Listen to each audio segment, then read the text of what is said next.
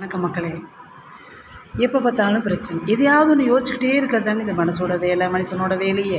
வேலைக்கு வந்தோம்னா வீட்டை பற்றி யோசிக்கிறது, வீட்டுக்கு போனோம்னா ஏதாவது கடன் இருக்கணும், கடனை முடிச்சிட்டோம்னா இன்னொரு கடனை பற்றி யோசிக்கிறது, அம்புட்டையும் அள்ளி வாங்கி போட்டுக்கிறது நம்ம தான். அப்புறம் அதை பற்றி யோசிச்சுக்கிட்டே இருக்குது.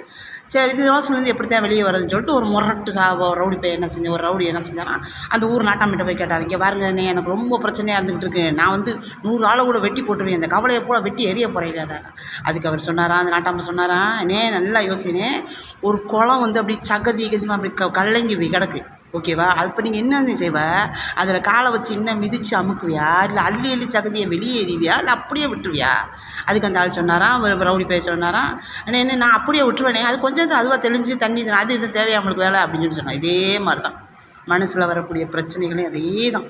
பிரச்சனை வர்ற பிரச்சனை வேணான்னு சொல்லாதீங்க. ஏன்டா வேணான்னு நம்ம வேணான்னு சொன்னால் பிரச்சனை வரத்தான் வரப்போகுது.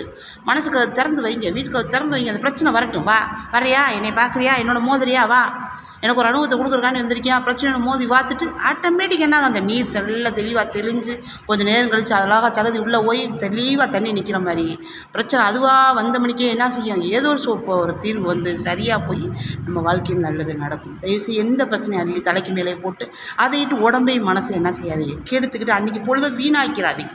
நன்றி மக்கள்.